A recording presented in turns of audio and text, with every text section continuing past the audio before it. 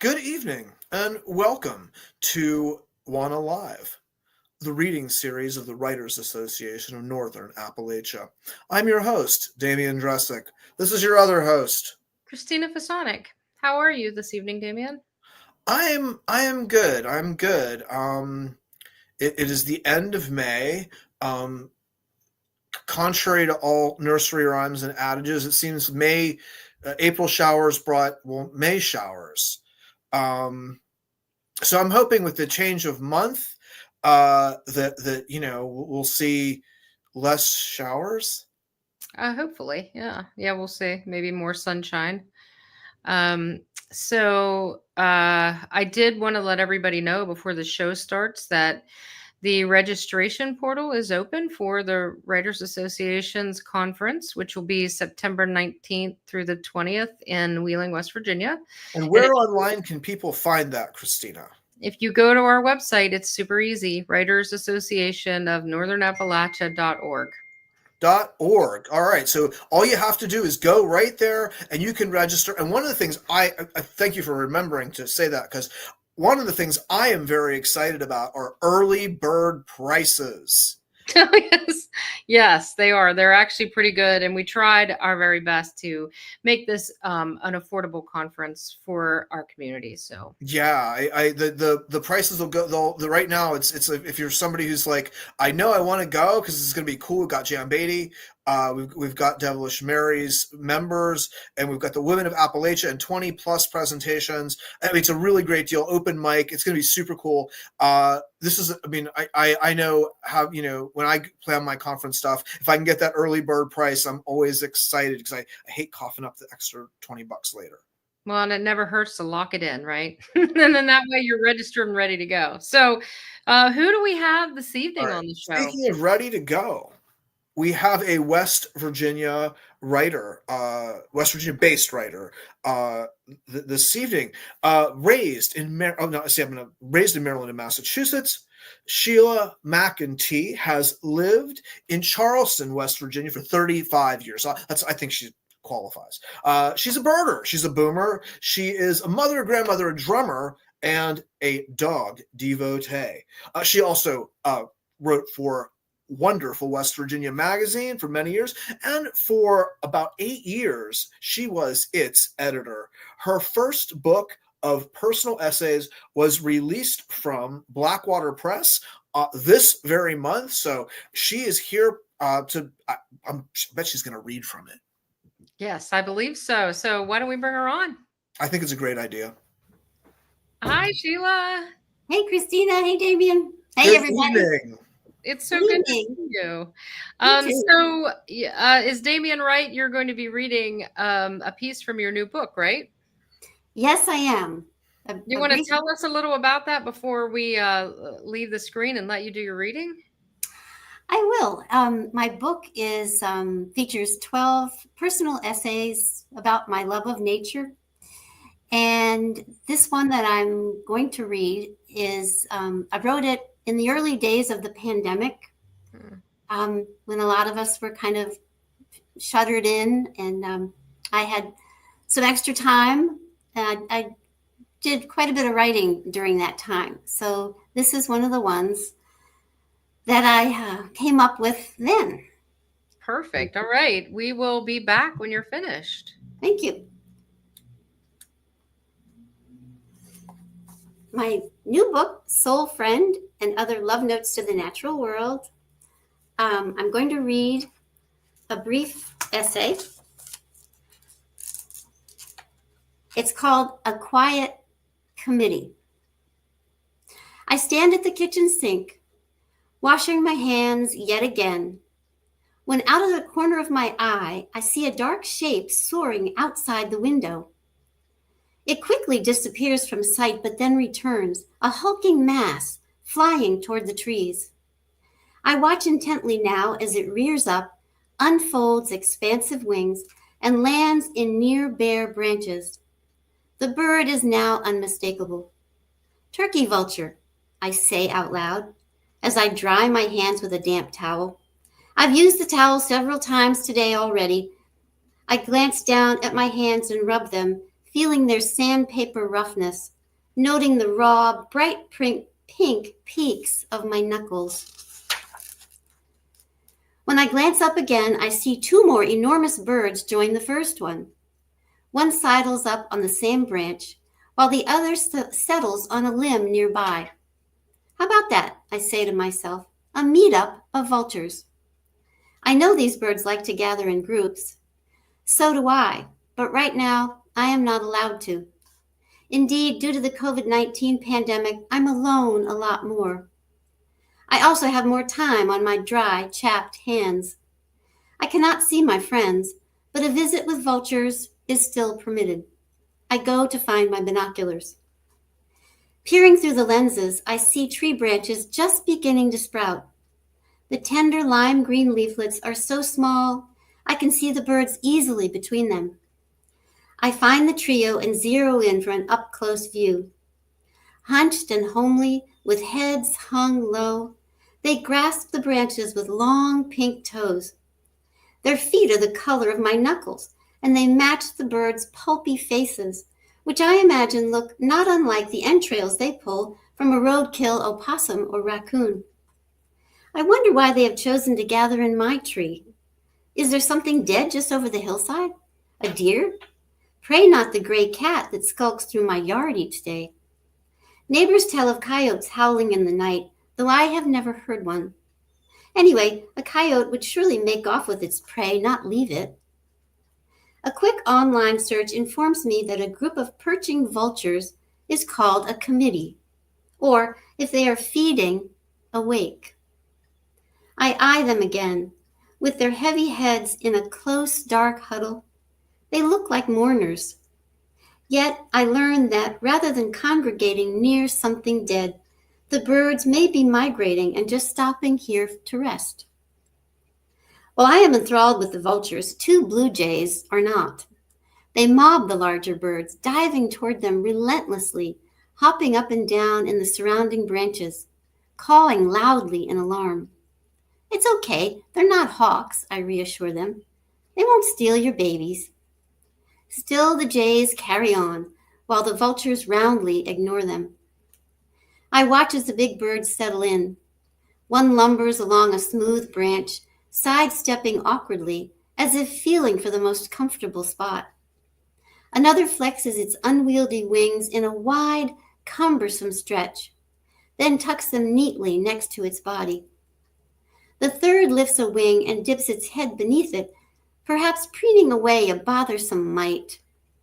In all this, I notice the birds' easy familiarity with one another, perhaps the kind I have with close friends who know my idiosyncrasies and love me just the same. I think now of those friends who, like me, are largely isolated in their homes. I think of my children who live far away. How long must I wait to see them, feel the comfort of their smiles, hug them tight? In this moment, I envy the quiet company the vultures keep with one another. I am reminded that these birds are no strangers to death, nor are we in this troublesome time.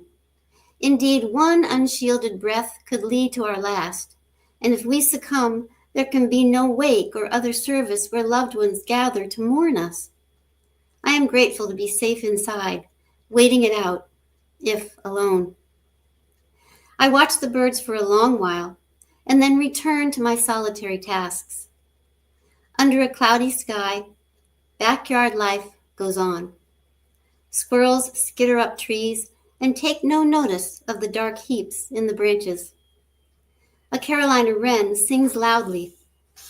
In the distance, a tufted titmouse calls insistently for a mate, but gets no reply. The blue jays give up and go about their business.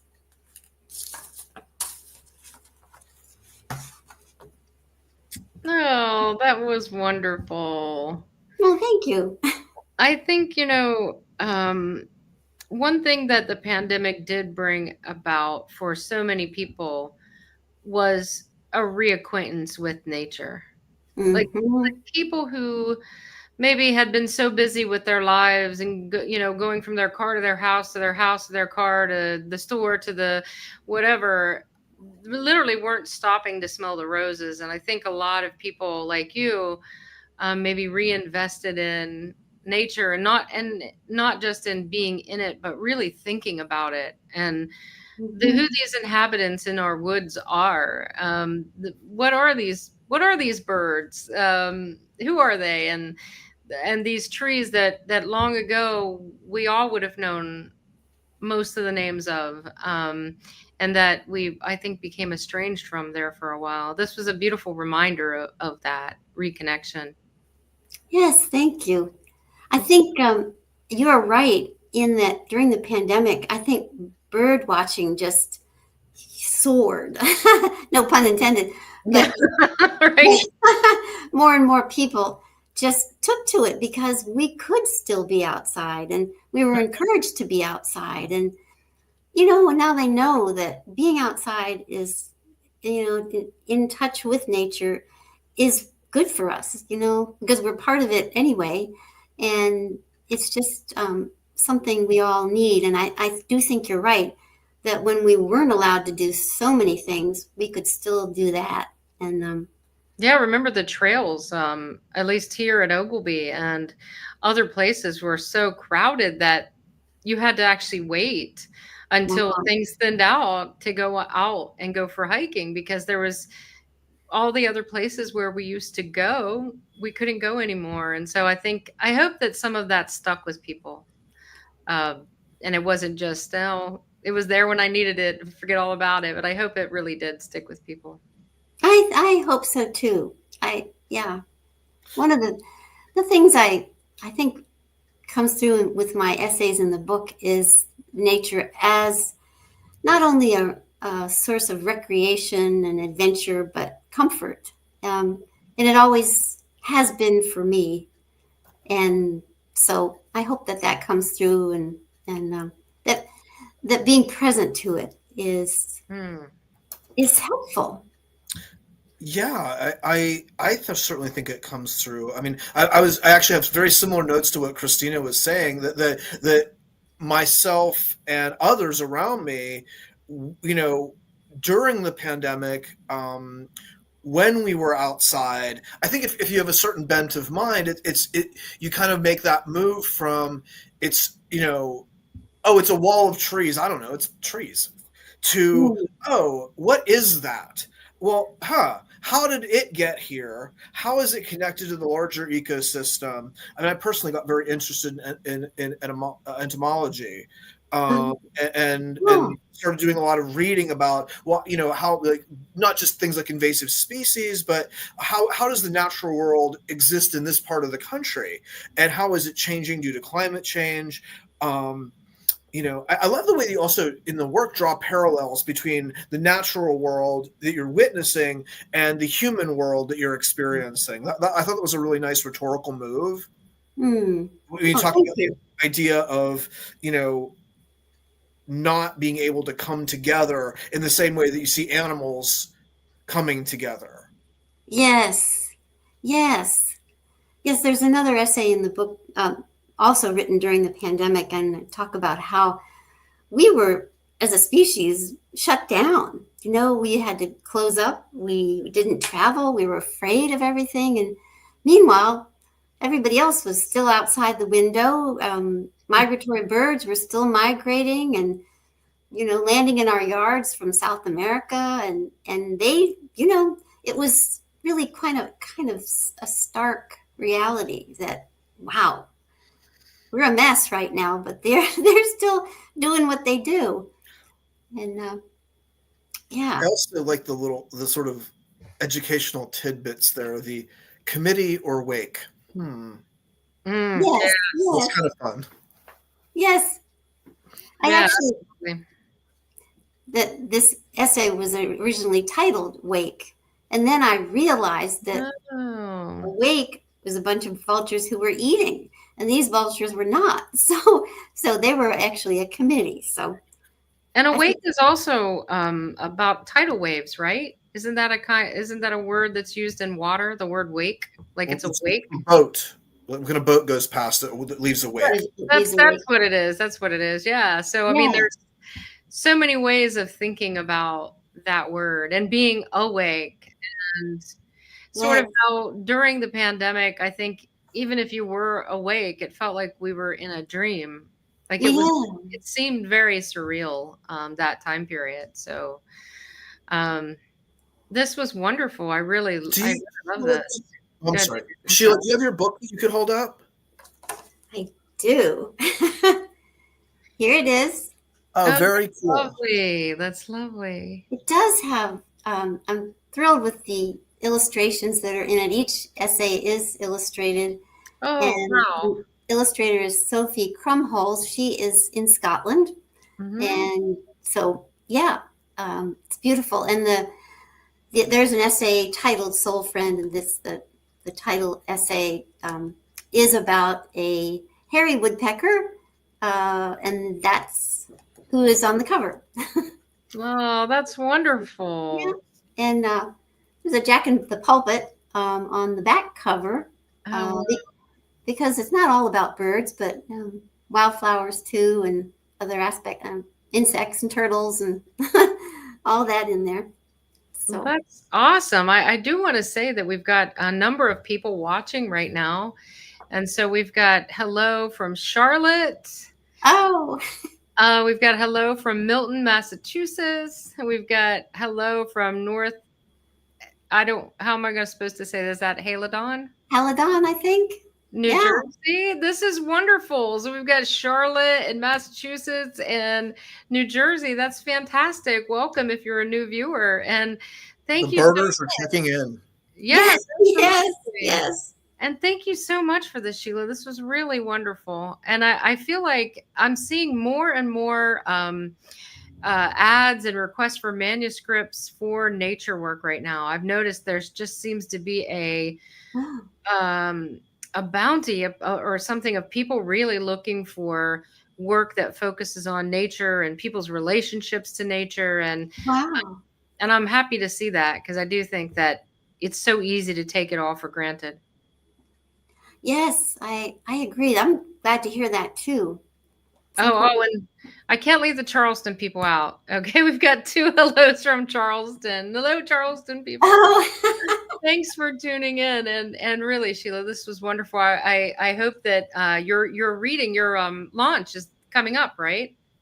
Yes, it's this Saturday, 2 days from now, at Taylor Books at 11 a.m. And yes, and I did want to say too, for folks that are listening in, I do have a website. It's my name, SheilaMcEntee.com.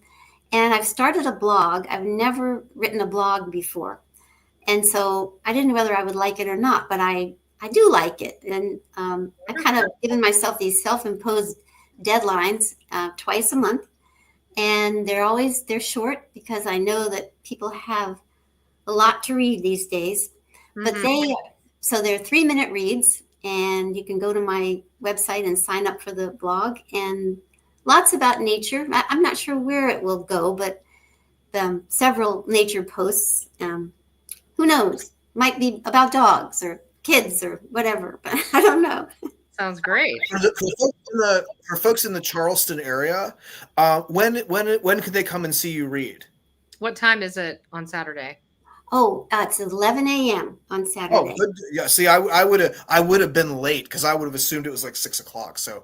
Oh, I'm glad you asked me that. And also, after Charleston, if you go to my website under the events, I have several other readings. I'll be in Huntington in June, and Barboursville in June, and in Morgantown at the Botanic Garden in July, and in Lewisburg in July.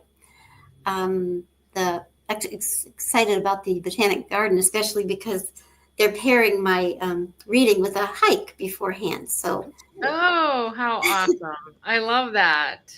I love that. Well, we hope that you all go out and go to one of Sheila's readings, and learn more and think more about nature and its impact on us and our impact on it and all the good things. Thank you so much, Sheila, for being on. Oh, thank you so much, Christina and Damien. I appreciate it very much. It was wonderful. All right. Thanks, everybody, for tuning in, and we'll see you all next week. Yes, Thanks, everybody. next week, Allison Davis will be on with us. So we'll see you then.